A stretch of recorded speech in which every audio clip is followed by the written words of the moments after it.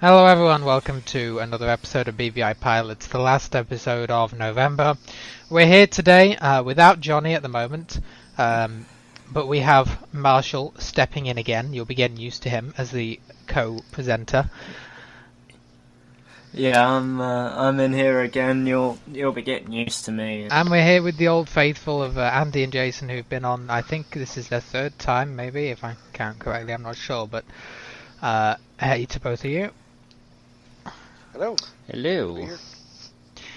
So they're here to give an update on TFM because I think we touched on this last time about the possibility of having payware aircraft support in the future, and there was very small steps being taken, but a lot more has happened since then with development. So let's start right at the top of the list with the pmdg, which mainly Jason has been focused on. So how has pmdg 737 been coming along?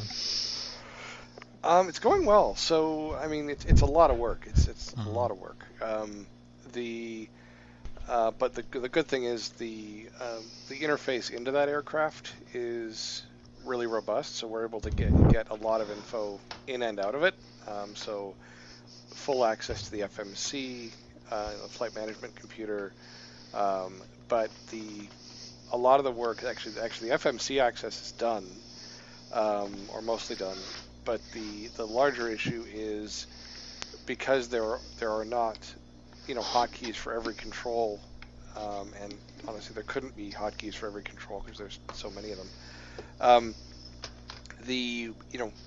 We're basically having to design a user interface from scratch for the controls. So, there's a dialog that you bring up and it's got a tree view with all the different panels, and it's all broken out by panel.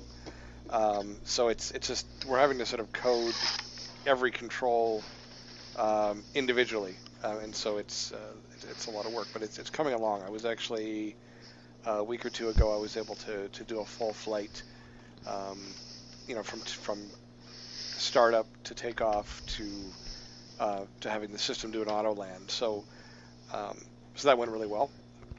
So it's, like I said, it's coming along. It's the plan is to do the 3747. Right now, the 77, because we don't have access to the FMC on that one, and actually I didn't realize this, but that's actually their oldest plane. I thought I thought they went in order, but I guess they didn't. So the 77 is actually the older of the three. So that one, as of right now, doesn't have FMC access. They're coming out with an update to it at some point, because I don't actually even think it's compatible with P3D5 yet. That's right, yeah. Yeah, so I'm hoping when the update comes out that they'll give access to that. But no, it's coming along well. I mean, I've got the electrical panels mostly done. The autopilot panel is mostly done. I'm doing just some tweaks on how the user interface works, but no, I think it's going to be a good thing. Yeah, and of course there was a little video that you put out. Yeah, when you shared the demo of what you'd done so far, I have to say, blew all of us away. Yeah, that was fun, and actually, well, since that demo, I've done a fair bit of changes as far as the way that I'm interacting with the panels, because I realized that that the way I had done it with the arrow keys and stuff, I was pretty much leaving anybody who wanted to use a mouse out. So I'm changing basically the panels to use more standard controls. So anything that's a toggle switch will be a checkbox. Anything that's more than a two position toggle will be a radio button, and buttons will be buttons. So it's a little more standard. Yeah, and of course, the FMC really surprised me, I gotta say, for one of the things, because we just never accessed one before. But the whole thing with having stuff on the left and right, the way that it was laid out was surprising to me. How was that? Yeah, and that's all fairly universal. So I mean, any of these aircraft, like when Andy talks about the Airbus and stuff, all the FMCs, I'm guessing, whoever designed the software for them, it's all very similar. So you've got basically a set of 6 keys on the left of the screen and 6 keys on the right, and they're sort of soft keys, like they change function based on what is being displayed. And then you've also got a whole series of buttons for changing to, like, the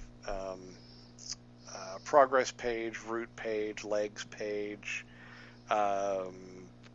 thrust limits, all kinds of. There's several buttons for that, and then there are keys to actually type into the thing. So that's so right now I'm rendering it essentially exactly as it visually appears on the screen. The challenge with that is it can be a little bit challenging because you sort of have to move around line by line. This is one of those cases where anybody who uses a braille display is going to be at an advantage because of the way the screens are laid out. I've tried to avoid doing custom screens for each page. I mean, I can do that, but I think I'm going to right now do it the way, just as it is, as it's laid out, and then if we need to do some custom logic, we can, but I'd like to give people as close to the real experience as I can. Yeah, because when I heard it, there was like a space between the two lines, and you thought when you were listening to it on the screen reader, when I was listening to it, that it was all one option, but of course it was separate, so that was really interesting to see. Exactly. So like there's one line like on the main page, it'll say I think it's like, I don't know what soft key it's on, but let's say number 2. It says, you'll hear 2 and then you'll hear fuel services. Like it's fuel and services. But those are actually 2 separate options. Fuel is on the left, services is on the right. So so that's kind of how that's laid out right now. Yeah. And then the sounds were just great as well. Of course, that's a added advantage, hearing all the systems fire up. Was there anything for you, Marshall, that other than that you observed? I mean, because I'd encourage people to go listen to it, even just to get an idea of the sounds, even if the layout of it changes slightly as Jason codes it. Yeah, I mean, first of all, congratulations, well done. You blew the whole community away, I think, with it. And, like, it was one of those things that I heard it and I thought, when this comes out, it's gonna do a lot for us, a hell of a lot, and the sounds as well. Yeah, it's quite good. Now, I mean, one thing to keep in mind is that these payware aircraft they're complex, right? They're not, and this is any of the ones we do, like this one or the Airbus or whatever, whatever we end up doing. It's not one of those things where you're just going to load up the aircraft and go. No. There's a lot of documentation with them, and you really do have to read it because there's things that you won't get and that won't work right if you don't at least go through the tutorial flights. So, but I mean, the whole point of these aircraft is realism. PMDG pride themselves on, and I think Aerosoft as well, pride themselves on providing a really realistic experience, which means, you're going to have to do stuff to make it work properly. Yeah. That's it really. It's one of those complex pieces of machinery that. And one thing I am really looking forward to as well is the obviously being able to fly this thing, but also to be able to try and do everything as per the checklist, everything as per the tutorial videos, everything as per, because obviously you're trying to get it as real as possible, aren't you? So. Yeah, and you mentioned the tutorial videos. There's a lot of those out there because it's such an older aircraft. There's a lot of good materials. It is. There's a guy that I posted it on, I think, Discord or on WhatsApp. There's a guy out of Scotland, pretty sure he's in Scotland, that's doing some really good, or did, I think they were done a while ago, but some really good tutorial videos on that aircraft. And they're, what I like about them is he does a really good job of describing sort of where things are located on the panel. So like, I was trying to figure out, the order to show things in the tree view for the overhead panel, for example. And he describes exactly what order things are supposed to go in, and like from left to right, top to bottom, and it was super helpful. Yeah. Cool.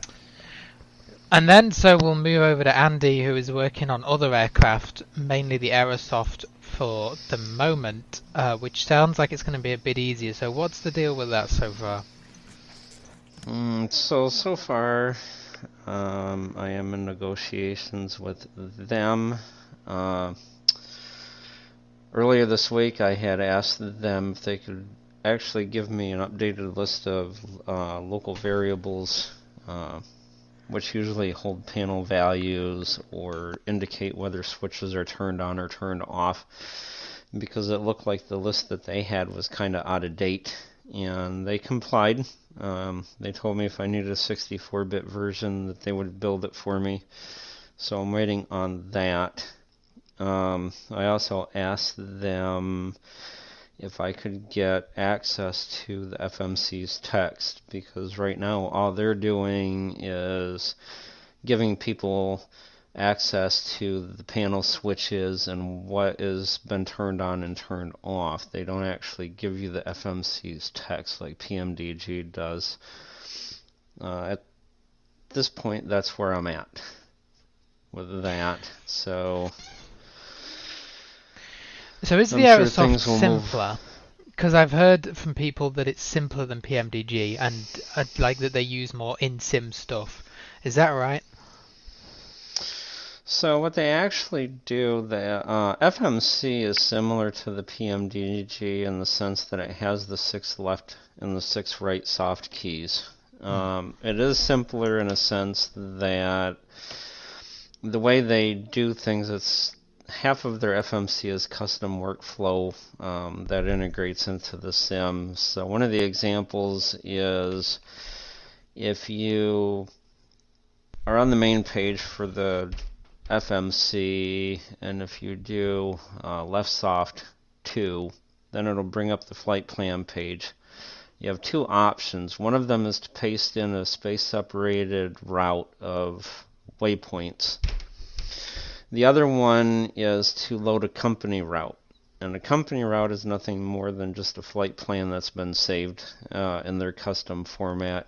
You can export it through SimBrief or any of those flight planning services that support Aerobus. Aerobus, that's the nickname we've come up with it. Anything that supports the aerosoft Airbus flight plan, you can export it, put it in the flight plan directory under the aerosoft in your home directory, and then you just type in the flight plan name. So for an example, it would be test flight, no spaces, no underlines or special characters, and then you press the load button, and there's your flight plan. SID, stars, runways, approaches, everything included. So you wouldn't have to do anything, and then you just hit the fly button, and it will take you through the process of getting things ready to go, whether it be like starting up certain panel options or taxiing or whatever.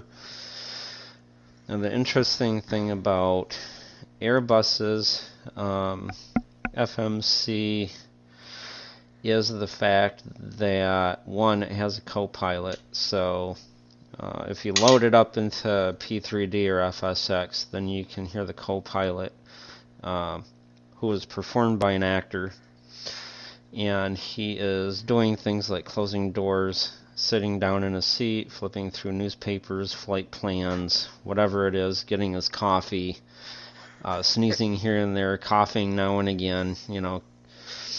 Does he do any flying? Hear him squeaking in a... He does not.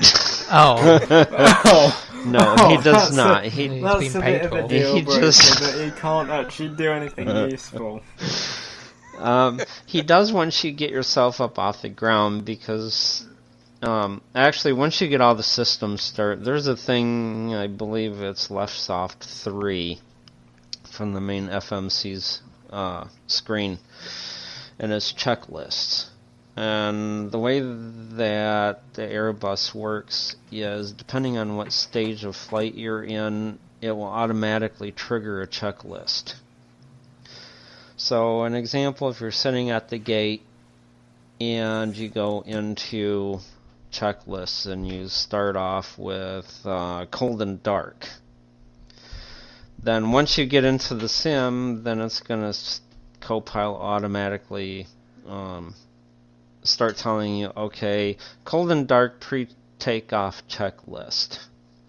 And he'll name things off to you in verbal form, and you go into the panels in the FMC and do as he requested. And then say once you get to that point, and he'll say, okay, push back checklist. So it'll automatically move from checklist to checklist depending on what stage of flight you're in. It's an option. You can manually do it. You can turn it on, turn it off. Doesn't matter. They recommend keeping it turned on because it simulates the real world thing of what's supposed to happen. I don't know how pmdg is on this, but a word of warning with Airbus: you cannot do anything unless you turn autopilot 1 and 2 on. So there's 2 autopilots. Z won't work. They do have an option to turn on simulator keyboard shortcuts, but Z will not work, only for the fact that they do have autopilot 1, autopilot 2, and autopilot both master on and off.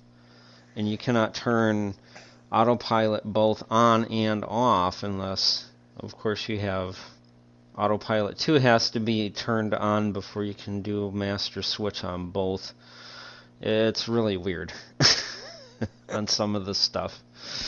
Yeah, their control panels, they're not, so like in pmdg, there's not like a bunch of them. From what I could see, it has ecoms, it has autopilot panel, electrical panel, and it has a couple of overheads. Now the weird thing about the ecoms panel, it has 18 different ones. For like ecom panel 1 through 18, I think is what they named it. So that could be fairly interesting on that.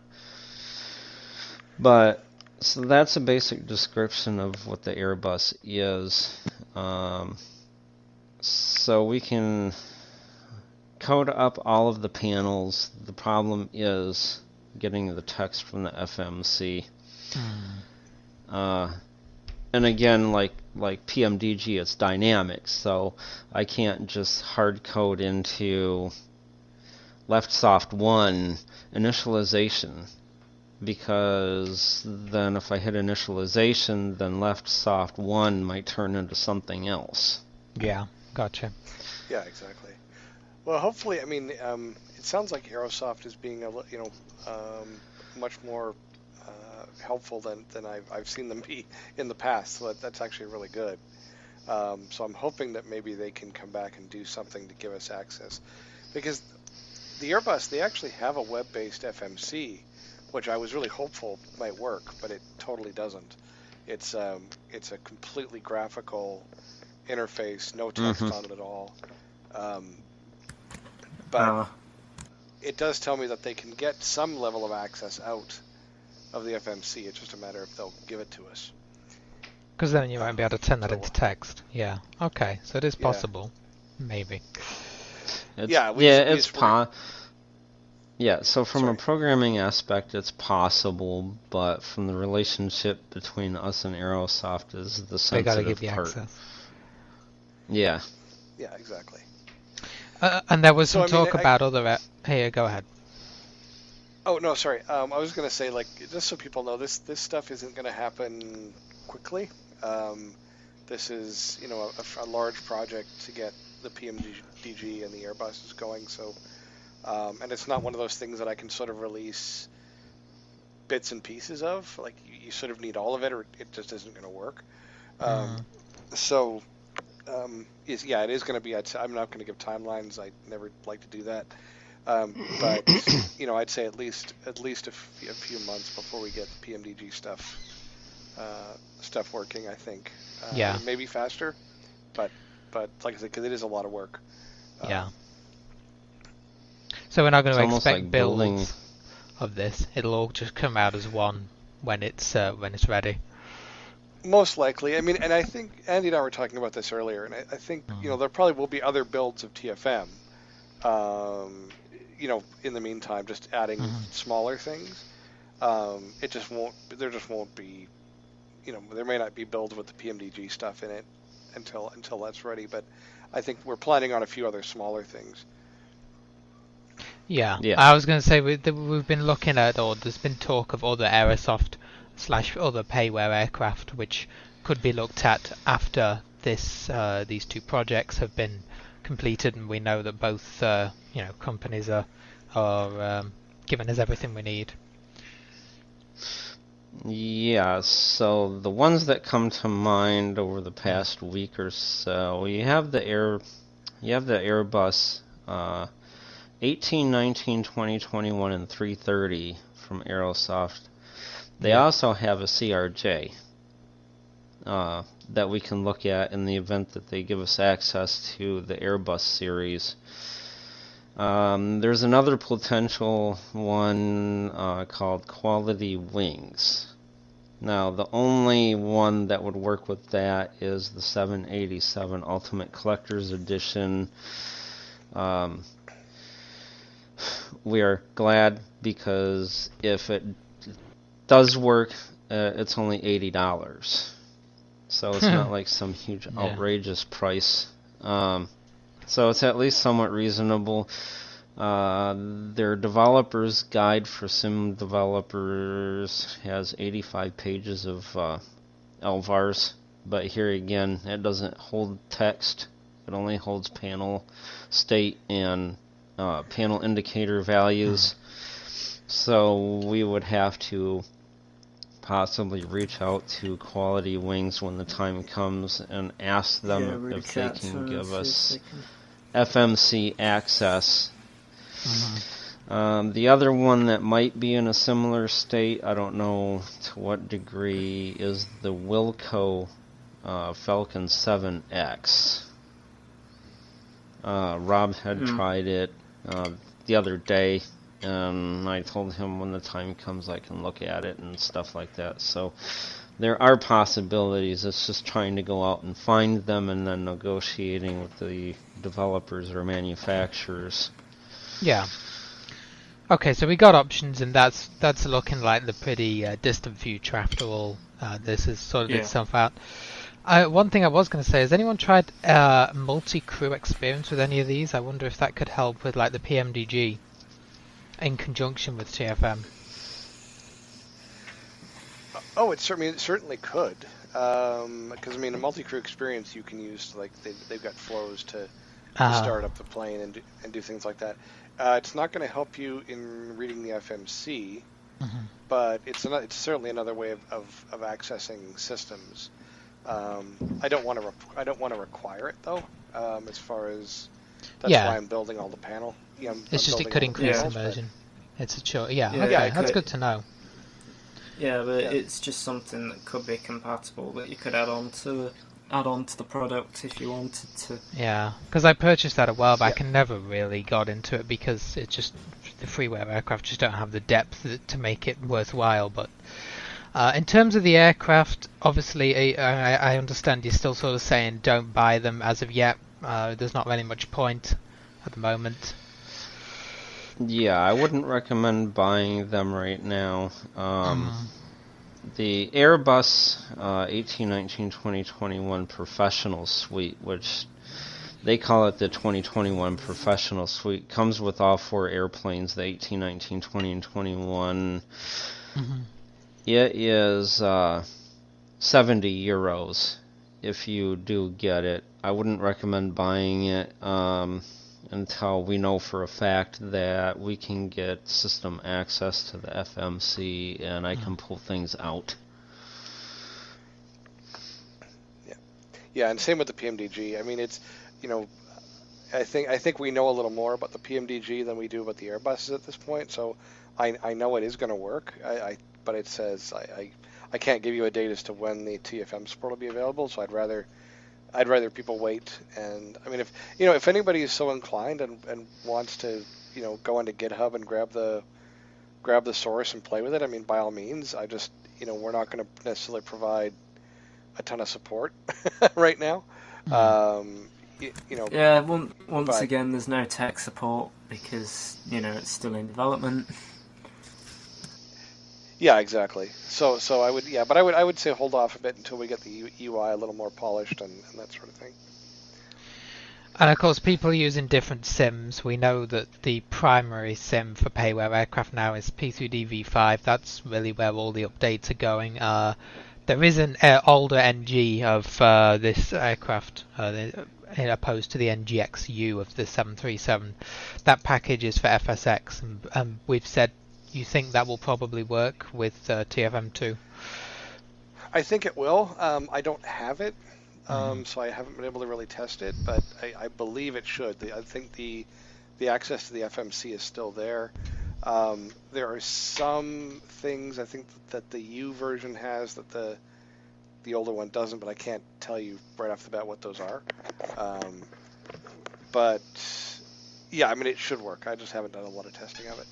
Yeah, okay. I just thought I'd bring that up because I plan personally to move to V5 for these payware aircraft as they come, but I guess there might be some people still on FSX with these payware aircraft, and I know you can get the majority of them for FSX just in older versions. Let's see. So, other than that, for the payware side, what's been going on recently with the freeware side? Is there any little bits and bobs coming through that we can look at?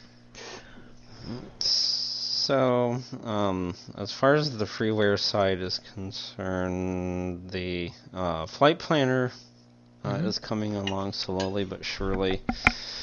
There is parts and pieces of it in GitHub in source form, so for those who are interested in building from source, you can get access to that.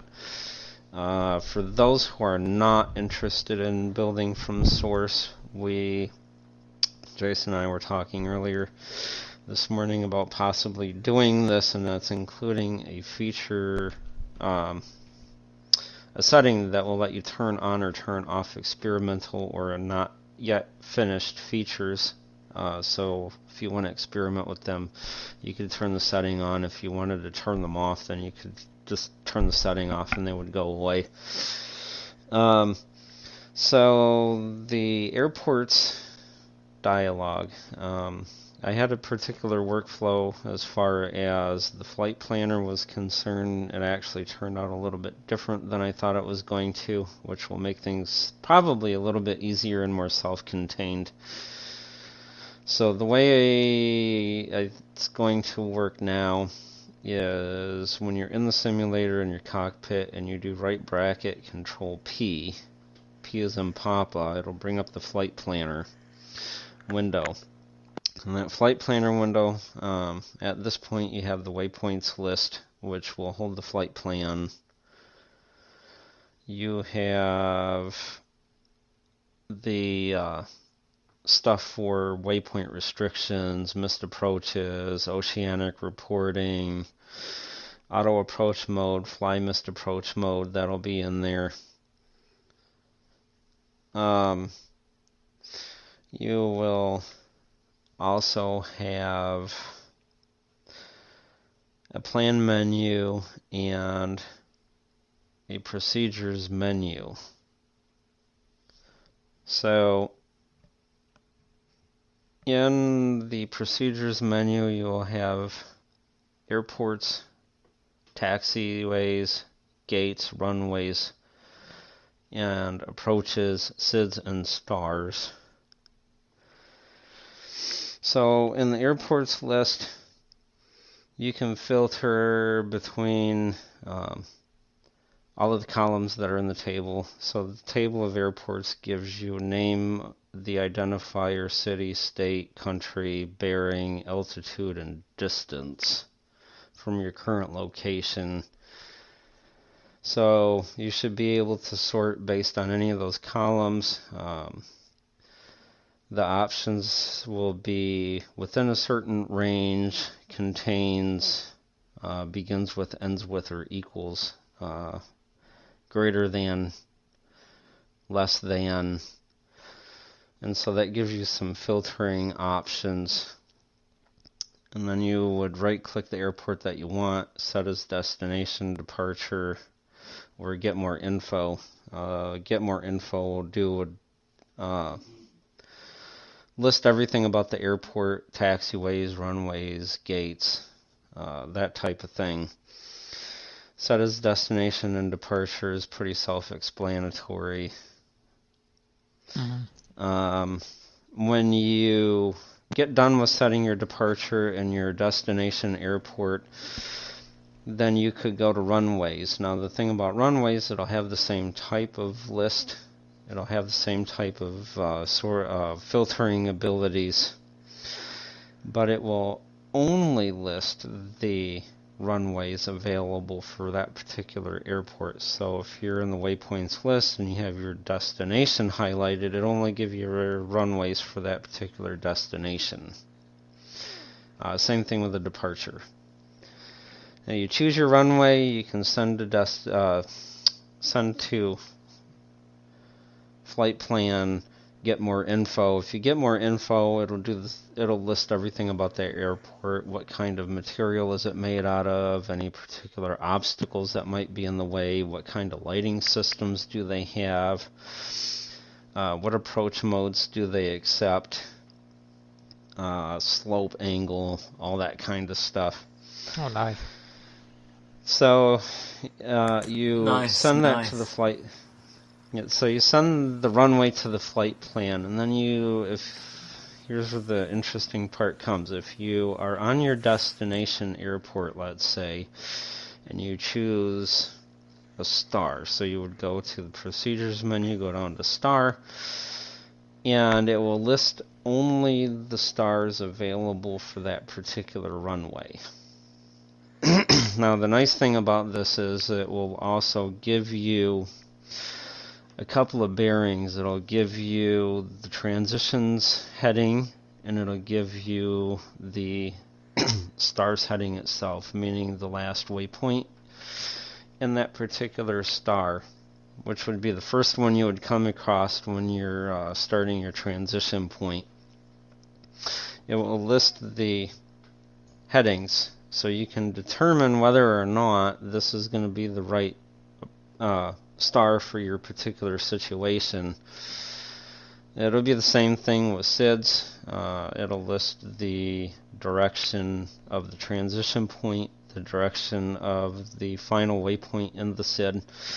That way you can determine if you're going in the right direction. So an example that I gave to some people over the past week or so, if you are on a runway that has the runway heading for departure is 100 degrees, and you go into your SIDS window and you're looking for SIDS, you wouldn't want to choose a SID where the transition point is located at 280 degrees, especially if your destination airport is at 90 degrees. It would not make any logical sense.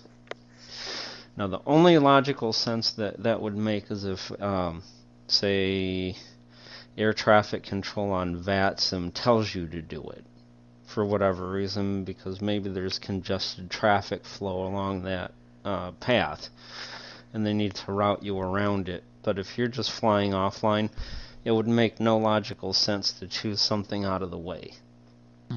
So those would be the main feature sets, all of them, transitions, SID stars, runways, gates, taxiways, airports, all those will have the same type of features for filtering and searching.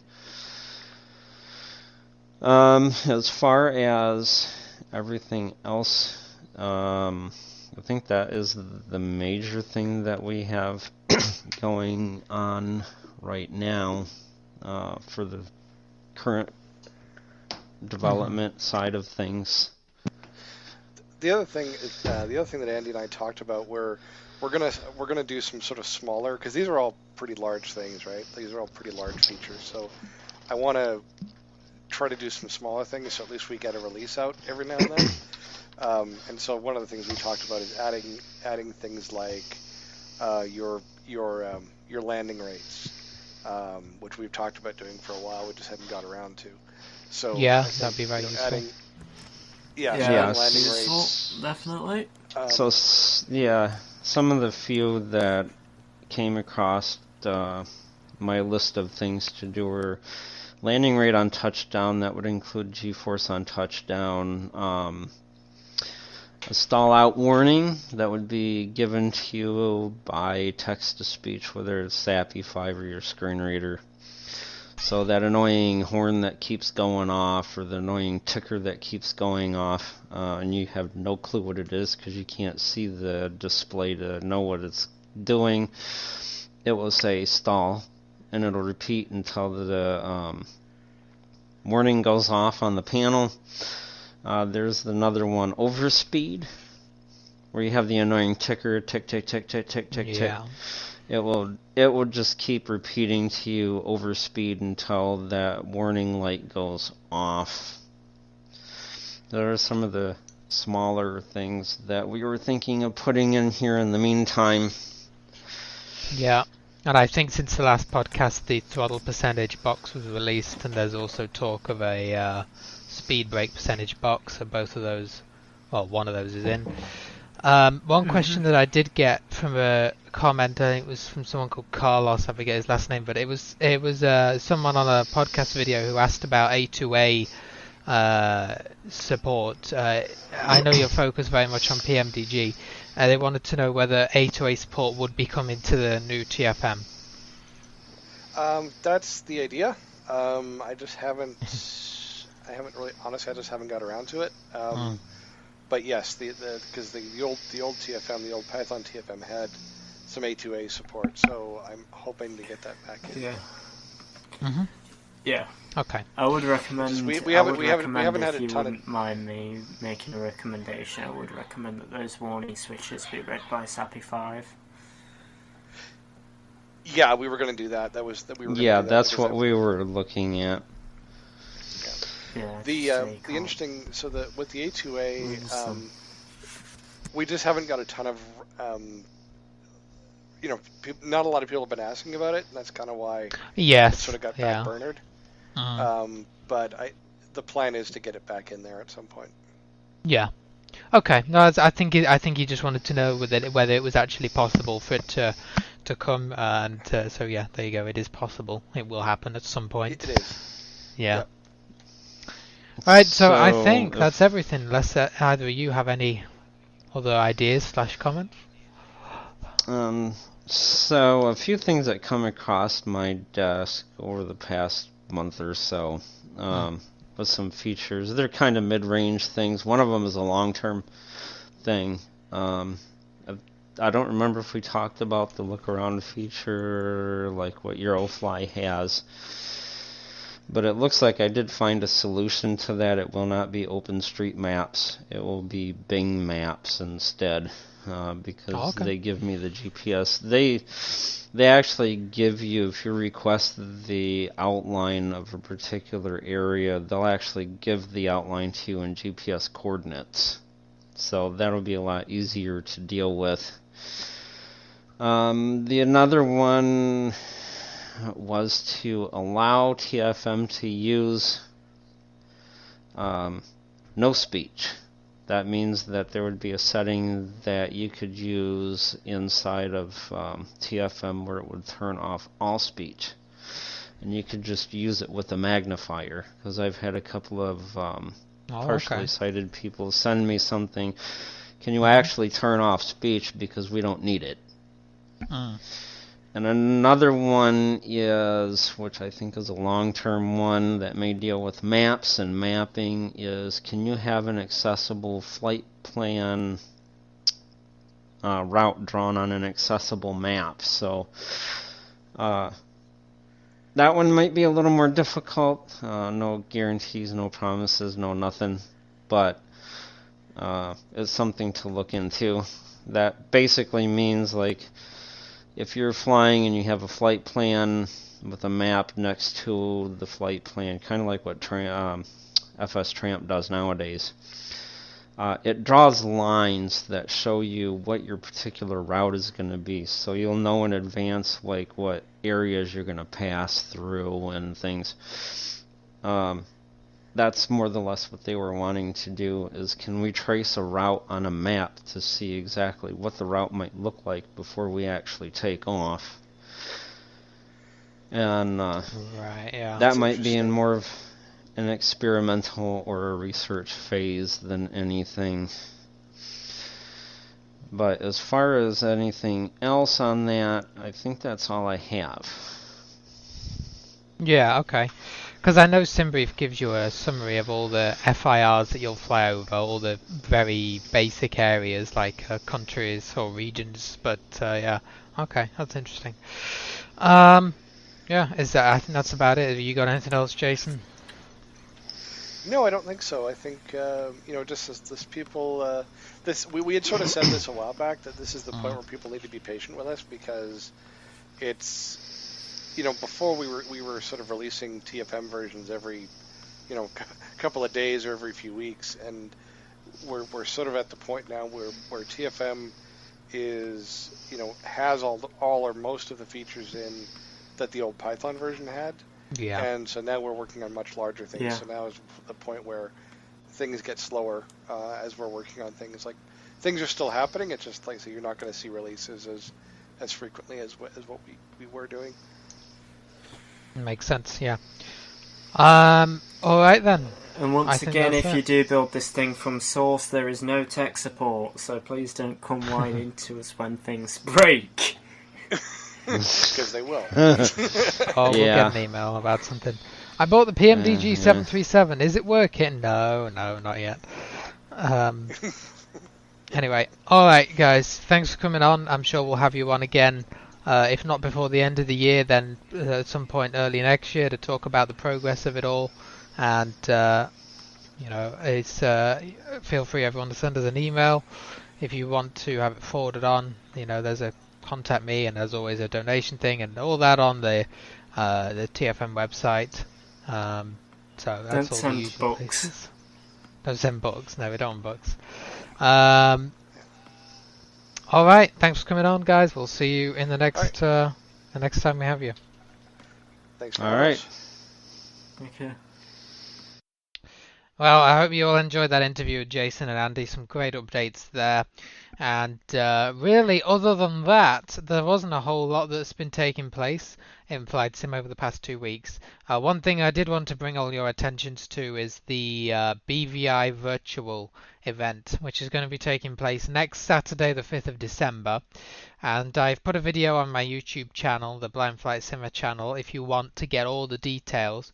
But in a summary, it's going to be from Dublin to Boston on VATSIM, with probably full oceanic control, because we do have an event going on.